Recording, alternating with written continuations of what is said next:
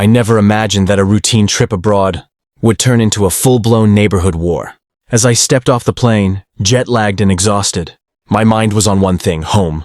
But nothing could have prepared me for the scene that awaited me. My driveway, once quiet and private, now had construction signs and orange cones scattered across it. A freshly paved road sliced directly through what used to be my backyard.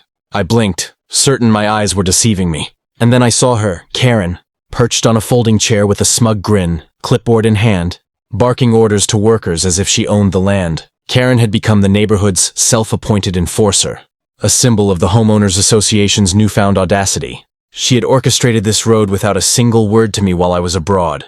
My heart raced. Every memory of peaceful evenings in my backyard, every barbecue, every family gathering, it was all desecrated in an instant.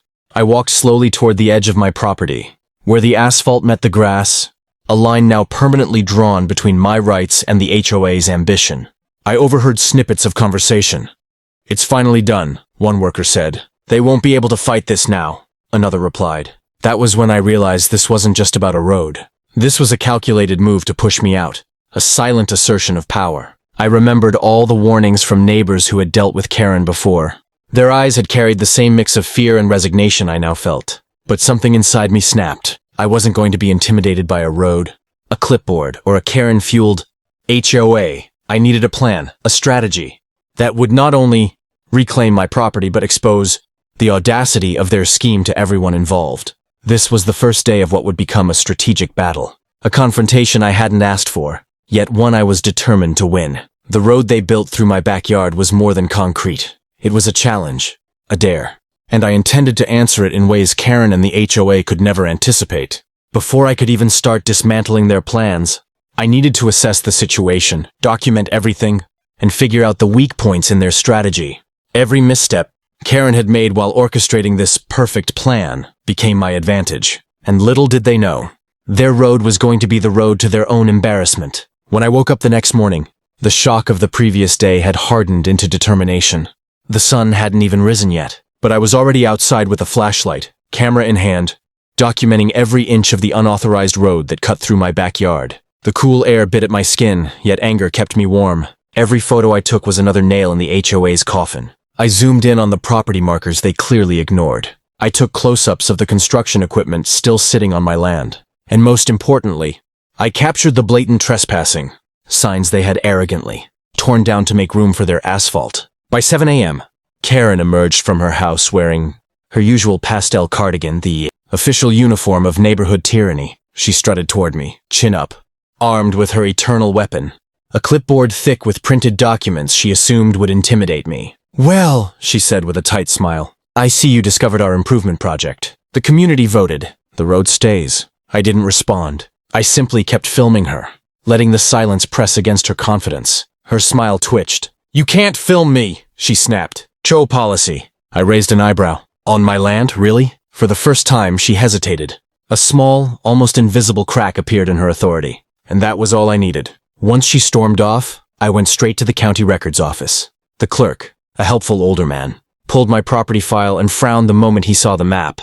The road the HOA built didn't just slightly cross my yard, it swallowed nearly 40% of my private property. Worse for them, the HOA had no authority to approve a project extending beyond common areas without written consent from all affected homeowners.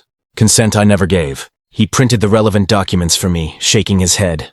"They're in serious violation," he said. "You have grounds for a full-stop work order." That was the first win, but it wasn't enough. I needed more. When I returned home, I found two neighbors waiting near my mailbox, an older couple who had lived in the community for decades. They apologized for not warning me sooner and revealed that Karen had held a special meeting while I was abroad. Only her inner circle had been invited. No official notices, no ballots, nothing legal. Their statements, combined with the county's paperwork, painted a very clear picture.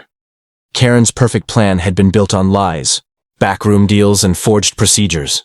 And I wasn't going to just expose it. I was going to dismantle it piece by piece. Armed with evidence, I knew it was time to confront Karen, and not just verbally. This wasn't going to be a polite discussion over tea. This was a battle for my property, my peace, and my pride.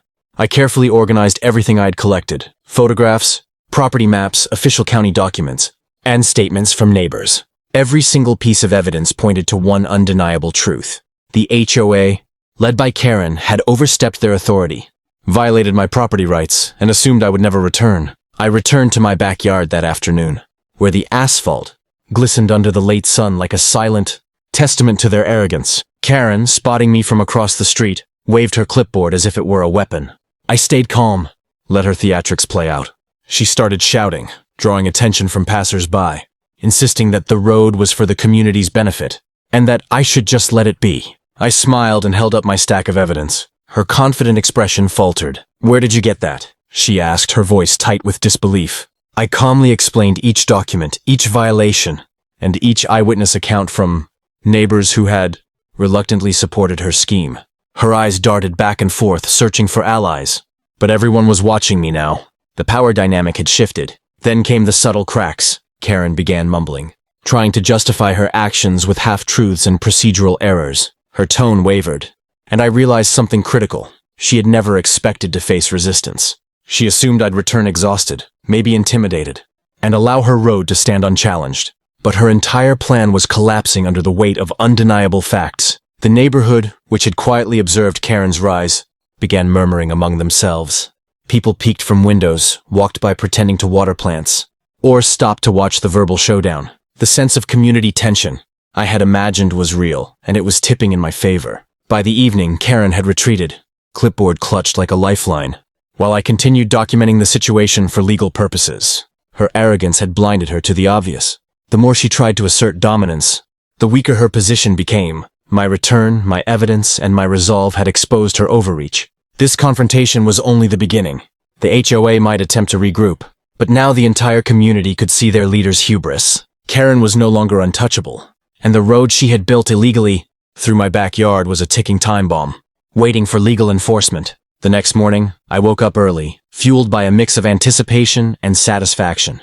Karen and the HOA had no idea the full extent of the consequences they were about to face.